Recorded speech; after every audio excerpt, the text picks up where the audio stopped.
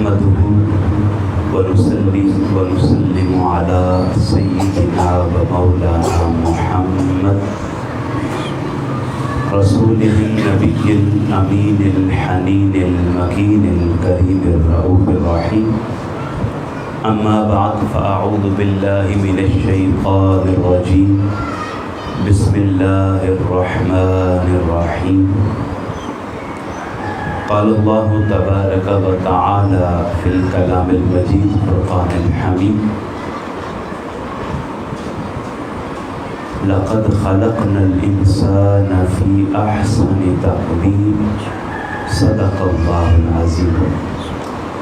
اللهم نور قلوبنا بالقرآن وزين أخلاقنا بالقرآن وأدخلنا الجنة بالقرآن ونجنا من النار بالقرآن. قال الله تبارك وتعالى في شان حبيبه في الكلام المجيد. إن الله وملائكته يصلون على النبي يا أيها الذين آمنوا صلوا عليه وسلموا تسليما. اللهم صل على سيدنا ومولانا محمد وعلى آلہ وصحبہ وأہل بیتہ وبارک وسلم. ٹھنڈا پانی اتنی جلدی آگ کو نہیں بجھاتا. ٹھنڈا پانی اتنی جلدی آگ کو نہیں بجھاتا جتنی جلدی میرے آقا پر پڑا ہوا درود انسان کے گناہوں کو مٹاتا ہے. آپ کی اس محفل پاک کا ایک تسلسل ہے اور عنوان بھی مسلسل ہے، حلقہ درود و فکر. تو درود کی فکر یہ ہمارے ایمان کی بقا ہے. تو بآواز بلند مل کر حضور کی بارگاہ میں والہانہ درود و سلام پیش فرمائیں. اللہم صلی علی سیدنا و مولانا محمد وعلی آلہ وصحبہ وأہل بیتہ وبارک وسلم. تمام حمد و ثنا، تعریف و توصیف اللہ جل مجدہ کی ذات بابرکات کے لیے کہ جو خالق کائنات بھی ہے اور مالک شش جہات بھی.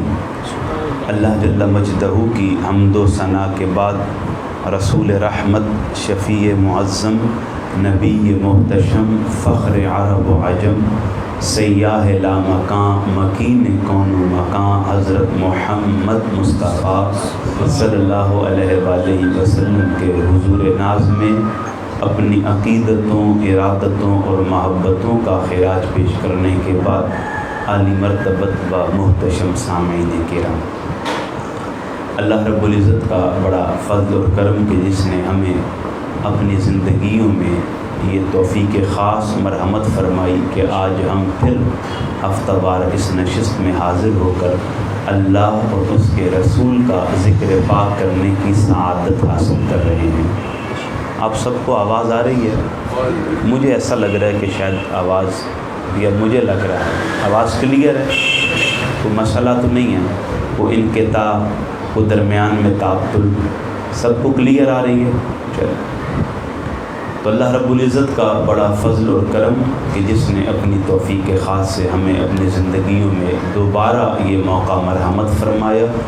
دعا کریں اللہ رب العزت ہمارا یہاں بیٹھنا، ذکر اذکار کرنا اپنی بارگاہ میں مقبول اور منظور فرمائے، اور اس ذکر پاک کی برکت سے جو ہم میں سے رخصت ہو گئے والدین کی صورت میں، بہن بھائیوں کی صورت میں، اللہ رب العزت ان کی کامل بخشش فرمائے اور ہمارے سینوں کے کو ایمان کے نور سے مزید منور فرمائے. میں نے محترم برادر اکبر، مجھے نہیں پتہ آپ انہیں کس لقب سے بلاتے ہیں، صاحب علم محترم آصف بھائی سے میں نے یہ درخواست کی تھی کہ موضوع کیا رکھنا ہے. طاہر بھائی کا بھی اشارہ تھا کہ اصلاحی اعتبار سے گفتگو کی جائے، تو میں نے اسی مناسبت سے عقیدہ بھی اور اصلاح بھی دونوں کو ملا کر ایک فکری موضوع رکھا، عظمت انسان اور استقبال ربیع الاول. کسی کو اس موضوع پر اعتراض تو نہیں ہے؟ یہ جو آگے 20 منٹ بچے ہیں ہم اس میں اپنی گفتگو مکمل کر لیں گے. کوئی کسی کو اختلاف ہو تو چھوڑ دیتے ہیں. نہیں پوچھ لینا چاہیے نا، اپنی سنا کے جانے سے فائدہ نہیں ہوتا، دوسروں کی سن کر بات کرنے سے فائدہ ہو جاتا ہے۔ اس موضوع کے لیے جو آیہ کریمہ میں نے قرآن مجید سے تلاوت کرنے کا شرف اور اعزاز حاصل کیا، اس سے قبل حضرت انسان کے حیت قضائی کی طرف اس کے وجود کی نسبت اللہ رب العزت نے جو تخلیق کے مختلف مراحل کو بیان کیا اس پر بات کر لیتے ہیں۔ اللہ رب العزت نے قرآن مجید فرقان حمید میں حضرت انسان کے وجود کے متعلق فرمایا، خلقت بیدی، اے حضرت انسان میں نے تجھے اپنے دونوں ہاتھوں سے بنایا۔ اب عظمت انسان میں پہلا باب اللہ رب العزت کی ربوبیت سے جو شرف کی صورت میں ہمیں مل رہا ہے وہ یہ کہ اللہ نے خلقت انسان کی طرف اپنی نسبت ہاتھوں کی فرمایا خلقت بیدی، اے حضرت انسان میں نے تجھے اپنے دونوں ہاتھوں سے بنایا۔ اب میں اور آپ جانتے ہیں کہ اللہ رب العزت ہاتھوں سے پاک ہے، اس کی طرف ایسے وجود کی نسبت جس میں کسی شے کو مقید کر لیا جائے یہ اس کی اہانت اور توہین پر مبنی ہے۔ اللہ ان چیزوں سے پاک ہے۔ تو اللہ رب العزت نے جو یہاں ہاتھ مراد لیے، پھر اس سے مراد کیا ہے؟ عظمت انسان کا پہلا باب یہ ہے کہ اللہ رب العزت نے یہاں ہاتھوں کو مراد استعارتاً لیا اور فرمایا کہ اے حضرت انسان اپنے وجود پر غور کر، میں نے تجھے طاقت کے طور پر یہ دو ہاتھ عطا فرمائے، قوت کے طور پر تجھے ان ہاتھوں کی نعمت سے مالا مال کیا، میں نے تجھے تیرے جسم کے زور اور تیرے جسمانی حیت میں، شباہت میں، وجود میں طاقت کا پیکر تیرے ان دونوں ہاتھوں کو بنایا ہے۔ اب ذرا غور کر، میں نے مثال دی خلقت بیدی، میں نے تجھے اپنے دونوں ہاتھوں سے بنایا، تو اللہ سمجھانا یہ چاہتا ہے کہ جس طرح حضرت انسان کو کسی شے پر اپنی طاقت کا استعمال کرنا ہو تو وہ اپنے ہاتھ کو استعمال کرتا ہے، اور اگر وہ شے اس کی ایک ہاتھ کی قوت سے زیادہ ہو تو وہ دونوں ہاتھوں کو استعمال کر کے اپنی جسمانی قوت کو ایک محاذ پر مجتمع کر لیتا ہے اور اپنے سارے وجود کی طاقت، سارے وجود کی رانائی، سارے وجود کی نگہت کو اپنے ہاتھوں میں جمع کرنے کے بعد پوری قوت کے ساتھ ان دونوں ہاتھوں کا استعمال کر کے مقابل شے کو اٹھا لیتا ہے۔ تو اللہ رب العزت نے خلقت بیدی کہہ کر استعارتاً یہ بات سمجھائی کہ حضرت انسان جس طرح یہ تیرے دونوں ہاتھ تیرے وجود کی کامل طاقت کا اظہار ہیں، اسی طرح میں نے تجھے اپنے دونوں ہاتھوں سے بنایا۔ بتلانا یہ چاہتا ہوں کہ تیرے یہ دو ہاتھ تیرے وجود کی طاقت کا اتم مظہر ہیں، اسی طرح میں نے بھی دو ہاتھوں کی مثال لے کر تجھے اپنی پوری شان کے ساتھ بنایا۔ سبحان اللہ، سبحان اللہ، اپنی پوری طاقت کے ساتھ بنایا، اپنی الوہیت کے کمال کے ساتھ بنایا ہے۔ فرمایا خلقت بیدی، میں نے تجھے اپنی پوری شان کے ساتھ بنایا۔ سامعین مکرم، اسی حضرت انسان کو اللہ رب العزت نے عظمت کے باب میں دوسرا وصف یہ عطا فرمایا۔ جب اس کی خلقت ہو گئی تو فرمایا وَنَفَخْتُ فِيهِ مِن رُوحِي۔ یہ روح کا وصف اس سے پہلے سمجھیے گا۔ آیت کا ترجمہ ہے وَنَفَخْتُ فِيهِ مِن رُوحِي، پھر میں نے تیرے وجود میں اپنی روح کی۔ اب آپ نے اس بات کو عقلی طور پر سمجھنا ہے۔ بعض لوگ خدائے ذوالجلال کے وجود کا انکار کرتے ہیں، وہ کہتے ہیں جی اس کائنات ہست و بود میں اس کا کوئی کمال نہیں ہے۔ اب جب وہ اس کی نفی کر رہے ہوتے ہیں تو اس کا مطلب ہے کہ اس کی ہر شے کی نفی کر رہے ہوتے ہیں، لیکن نفی کرنے کے لیے وہ جس طاقت کا استعمال کرتے ہوئے گویا ہوتے ہیں، بولتے ہیں، وہ جس کی طرف نسبت کرتے ہوئے ہاتھ ہلاتے ہیں، جس سے بات کرنی ہو اس کے پاس چل کر جاتے ہیں، وہ اپنی جو جسمانی حیت میں اس طاقت کو بروئے کار لاتے ہیں، تو اس وجود کو استعمال کرنے پر جو اللہ نے اسے دسترس دی ہے اس کا لباس روح ہے. کیا ہے؟ اللہ رب العزت نے حضرت انسان کو کیا عطا کی؟ روح. اسی روح کی طاقت سے انسان چلتا پھرتا ہے. وَنَفَخْتُ فِيهِ مِن رُوحِي کہہ کر اللہ رب العزت نے انسان کو اپنی ذات کے ساتھ خاص کر دیا، اسے اپنے ساتھ ربط عطا کر دیا اور اپنے ساتھ جوڑ دیا. فرمایا میں نے اپنی روح میں سے روح پھونکی. اس کا مطلب یہ ہے اللہ بتانا یہ چاہ رہا تھا کہ حضرت انسان کی ذات سے کوئی کمال صادر ہو جائے، وہ اپنے معیار میں کسی منتہا پر پہنچ جائے، وہ اپنی منزل میں مقام پر پہنچ جائے، تو ان تینوں معاملات میں وہ جس شان کے ساتھ درجہ بدرجہ ترقی کرتا جائے گا تو اس ترقی میں انسان کا کوئی کمال نہیں ہوگا، کمال اس روح کا ہوگا. وَنَفَخْتُ فِيهِ مِن رُوحِي جو میں نے اپنی روح سے اس کی روح میں پھونکی ہے، اس کے وجود میں پھونکی ہے. تو انسان کی ہر ترقی، انسان کے ہر معیار میں بلندی، انسان کی صفت میں درجہ بدرجہ رفت، اس ہر ترقی کا تعلق روح کے ساتھ ہے اور روح اللہ کے ساتھ ہے. تو انسانی کمال کا کوئی بھی درجہ ہوگا اس میں انسان کا کمال نہیں ہوگا، کمال اس انسان کو عطا کرنے والی روح کا ہوگا.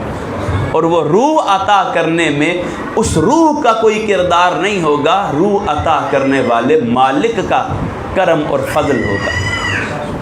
تو عظمت انسان میں یہ دوسرا باب تھا کہ اللہ رب العزت نے حضرت انسان کے وجود کو اپنی بارگاہ سے دوسرا شرف کیا عطا فرمایا؟ روح کا. پہلا کیا تھا؟ اپنی پوری شان کے ساتھ بنایا. خلقت بیدی، اپنے دونوں. ایک اصلاحی اعتبار سے جب بھی گفتگو کی جاتی ہے تو اس میں جوش کا کام نہیں ہوتا، چونکہ اس میں مقصود سمجھانا ہوتا ہے، نہ میں نے آپ سے کچھ لینا ہے نہ آپ نے کچھ دینا ہے.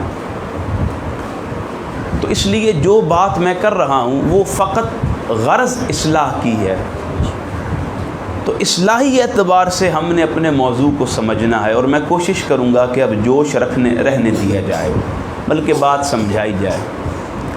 تو دو وصف اللہ نے عطا کیے. پہلا کیا تھا؟ اپنی پوری شان کے ساتھ بنایا. دوسرا یہ تھا کہ پھر شان کے ساتھ بنانے کے بعد بے یار و مددگار نہیں چھوڑا، بلکہ حضرت انسان کے وجود میں اپنی روح کا نور پیدا کر دیا. پھر فرمایا ان دونوں باتوں کو مکمل کرنے کے بعد هو الذی یصورکم فی الارحام کیف یشاء، کہ جب بندہ ان دونوں درجات سے تیسرے درجے کی طرف بڑھا تو اب اس کے وجود کا مسئلہ تھا. اللہ رب العزت نے فرمایا هو الذی یصورکم فی الارحام کیف یشاء، وہی رب ہے جو رحم مادر میں تمہاری صورتیں بناتا ہے، تمہاری صورتیں بناتا ہے. صورت سے مراد فقط چہرہ نہیں ہے، صورت سے مراد اعضاء کی خلقت ہے، اعضائے جسم، یہ جسمانی اعضاء کی تخلیق ہے. اس سے مراد یہ نہیں ہے کہ کوئی چہرے کا حسن کسی کا ہے تو اللہ نے اس کو حسن دیا ہے، کسی کا نہیں ہے تو اللہ نے اسے نہیں دیا. اس سے مراد مکمل ساخت کی ہے کہ اللہ رب العزت نے انسان کو مکمل بنایا ہے. اب اگر اس کی حکمت میں کسی انسان کے لیے وجود میں کسی شے کی کمی ہے تو اللہ رب العزت نے بہتر جانا کہ اس میں یہ کمی رہنی چاہیے. تو اللہ رب العزت نے اپنی بارگاہ سے حکمتاً مصلحتاً اپنی رضا کی خاطر اس بندے میں اس وجود کے کسی حصے کی کمی چھوڑ دی، لیکن وہ اس وجود میں بھی مکمل ہے، چونکہ اس کمی میں اس کا کوئی تصرف نہیں ہے. وہ تصرف کس کا ہے؟ اللہ کا. تو اس لیے انسان اگر نابینا پیدا ہوتا ہے تو کوئی یہ نہیں کہہ سکتا کہ یہ نامکمل ہے، کوئی گونگا بہرا ہوتا ہے تو کوئی یہ نہیں کہہ سکتا یہ نامکمل ہے. کسی کے اعضاء میں سے جسمانی عضو نہیں ہوتا تو کوئی یہ نہیں کہہ سکتا کہ یہ نامکمل ہے. نامکمل وہ ہوتا ہے کہ جس کے وجود پر تصرف کا اختیار اسے ہو. اللہ نے فرما دیا هو الذی یصورکم فی الارحام کیف یشاء، میں نے تمہیں اپنی پوری شان کے ساتھ بنا کر میں نے تمہارے وجود میں اپنی روح پھونک کر تصرف کا اختیار بھی اپنے پاس رکھا. هو الذی یصورکم فی الارحام کیف یشاء، جیسا میں نے چاہا پھر ویسا تمہیں بنایا. یعنی تصرف کے اختیار میں بھی رد و بدل کی، کسی کو تمیز نہیں دی. فرمایا ہر شے عظمت انسانی کے باب میں نے اپنی بارگاہ سے خاص کر دی، کسی بندے کو اس وصف میں داخل ہی نہیں کیا اور اصول دے دیا. فرمایا کیف یشاء، جیسا میں نے چاہا ویسا بنایا. سامعین مکرم، یہ تین باتیں عظمت انسان کے باب میں کرنے کے بعد اب جو آیہ کریمہ میں نے تلاوت کی اس کی طرف آتے ہیں. اللہ رب العزت نے فرمایا لَقَدْ خَلَقْنَا الْإِنسَانَ فِي أَحْسَنِ تَقْوِيمٍ، اے حضرت انسان میں نے تجھے احسن تقویم بنا کر بھیجا. سامعین مکرم، یہ بات سمجھ لیں کہ اللہ رب العزت کوئی بات ایسے نہیں کرتا، ویسے بھی نہیں کرتا. وہ ہمیشہ وہی بات کرتا ہے جو وہ چاہتا ہے. یہ انسان کے کلام میں ہو سکتا ہے کہ وہ کوئی بات ایسے کر دے اور کوئی بات ویسے کر دے، بعد میں وضاحتیں دیتا پھرے، بعد میں صفائیاں دیتا پھرے کہ جی میرا مقصود یہ نہیں تھا، میرا مقصود تو وہ تھا، کیونکہ اس کے کلام سے ابہام پیدا ہوا. اللہ کا کلام ابہام سے پاک ہوتا. اب اللہ نے جب انسانی عظمت میں اس کے احسن تقویم ہونے کے باب کو شامل کرنا چاہا تو بات ایسے نہیں کی، پہلے اس کا بیک گراؤنڈ بنایا.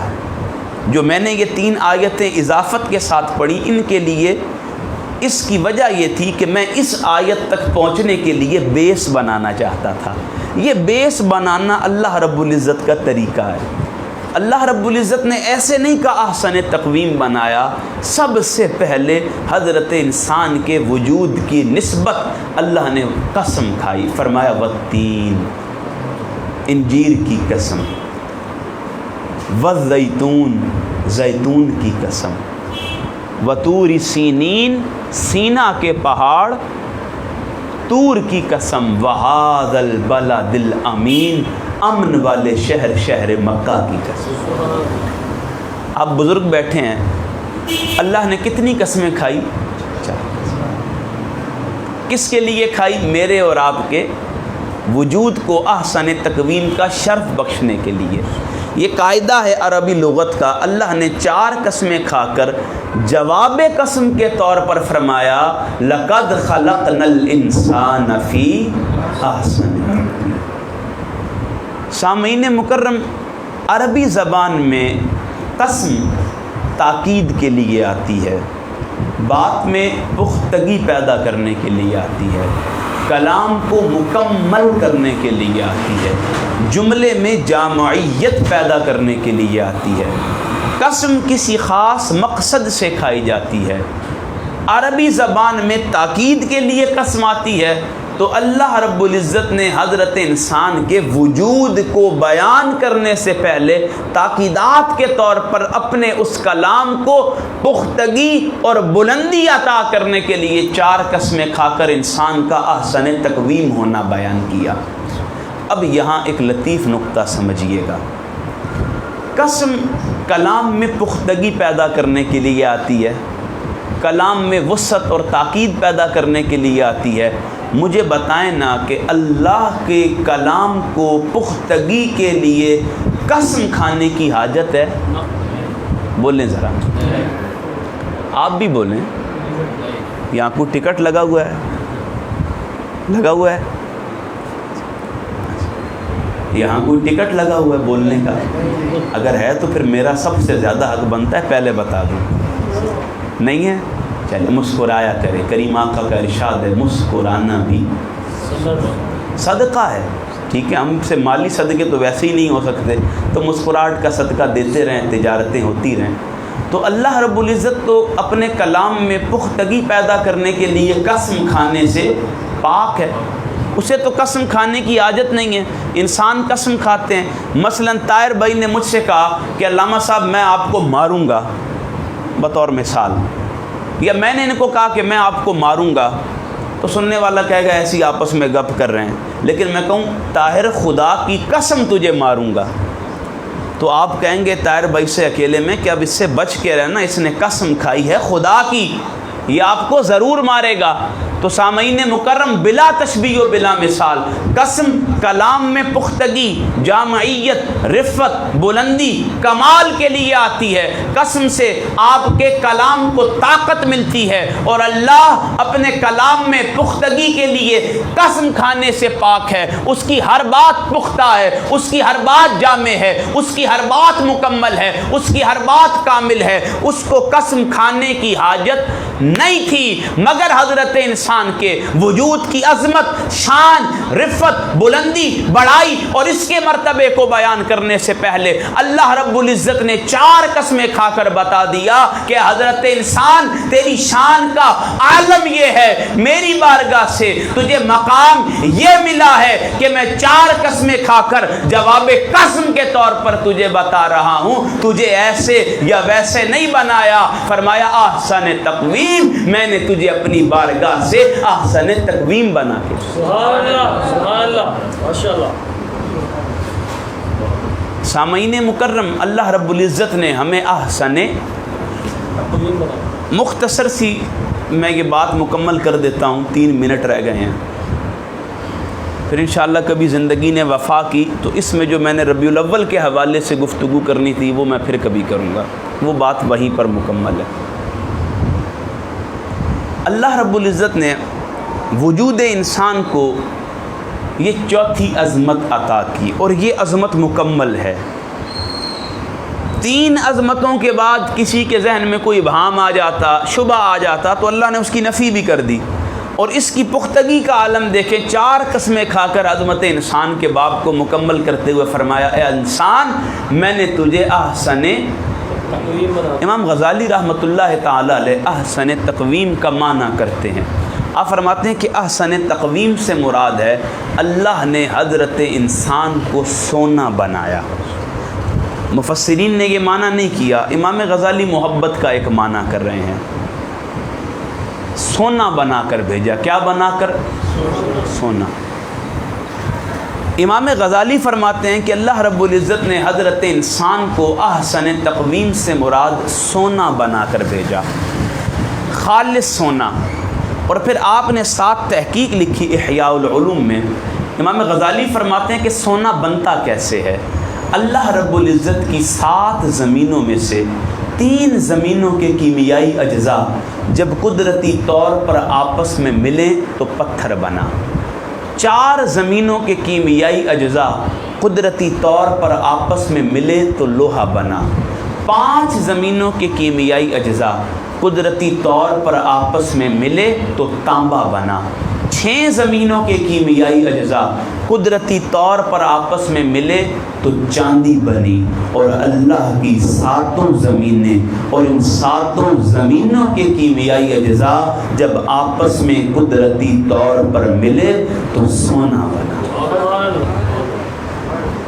اللہ رب العزت انسان کی عظمت کو یوں بیان کر رہے ہیں کہ حضرت انسان میں نے جس طرح تجھے اپنی پوری شان کے ساتھ بنا کر خطہ ارض پر اتارا، امام غزالی فرماتے ہیں اللہ نے سونا بنا کر بھیجا، اور سونا زمین کی 7 تہوں سے مل کر بنتا ہے۔ حضرت انسان تیری شان یہ ہے کہ اللہ رب العزت نے 7 زمینوں کے کیمیائی اجزاء ملا کر جو قدرتی طور پر سونے کا مادہ بن رہا تھا، اللہ نے تجھے وہ سونا بنا کے۔ سبحان اللہ، سبحان اللہ، سبحان اللہ۔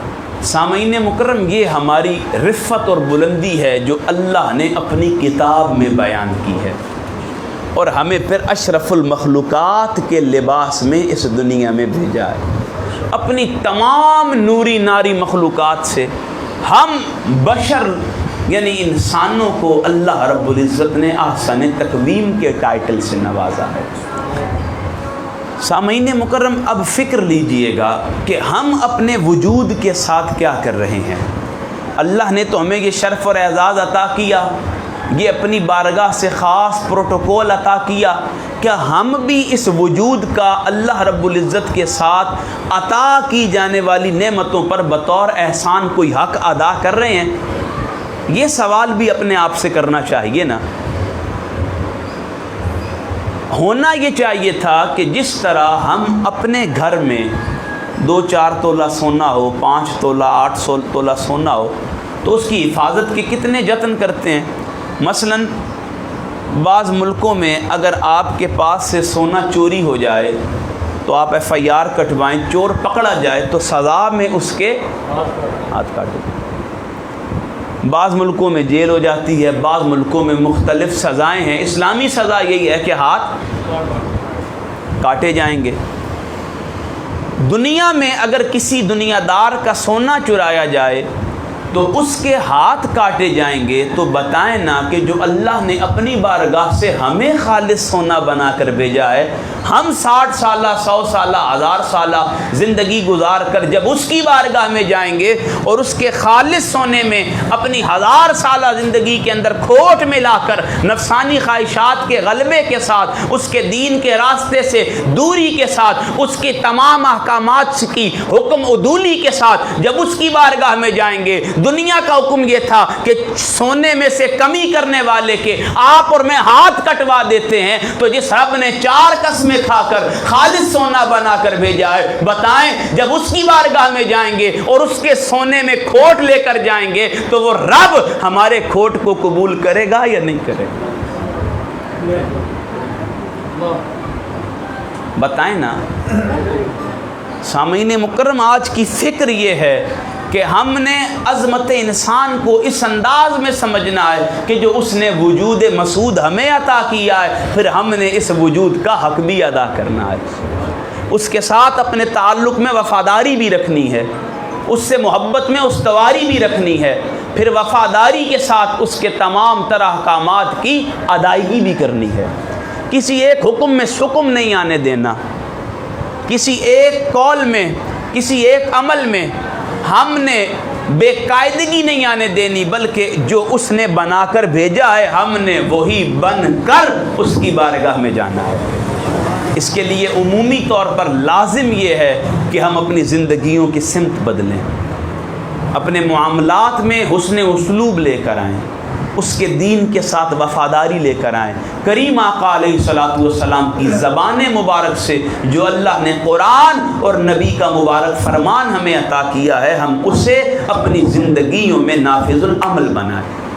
اور اس حلقہ فکر و درود و فکر میں جو مقصد لے کر آتے ہیں، اللہ رب العزت اس دین کے ساتھ تعلق کی صورت میں ہمیں اس مقصد میں کامیابی بھی عطا فرمائے۔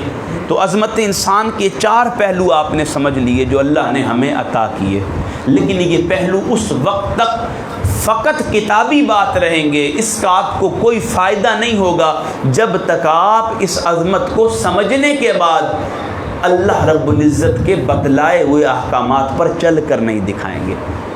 چونکہ دنیا کے اصول میں سونا، اللہ کی بارگاہ میں سونا، اس کے 2 معیار ہیں۔ دنیا کے دور میں اور دنیا کے معاملے میں اگر آپ کے وجود میں سے سونا، وجود سے مراد گھر میں سے آپ کی ملکیت میں سے سونا حذف ہو جائے تو آپ وہ نہیں چھوڑتے۔ کیا اللہ معاذ اللہ اتنا گیا ہے کہ ہم اس کی بارگاہ سے خاص عطا کردہ لباس جو سونے کی صورت میں ہمیں عطا کیا، ہم اسے ساری زندگی کھوٹ زدہ کرتے رہیں اور وہ رب ہمارے کھوٹ کو قبول کر لے؟ اس نے کر لینا ہے، یہ ہمارا ایمان ہے، لیکن ایمان کی ادائیگی یہ حق نہیں ہے۔ حق کیا ہے کہ جو اس نے احکامات ہم پر لازم کیے ہیں ہم انہی کے مطابق اپنی زندگی گزار کر جائیں۔ وآخر الدعوایا ان الحمد للہ رب العالمین۔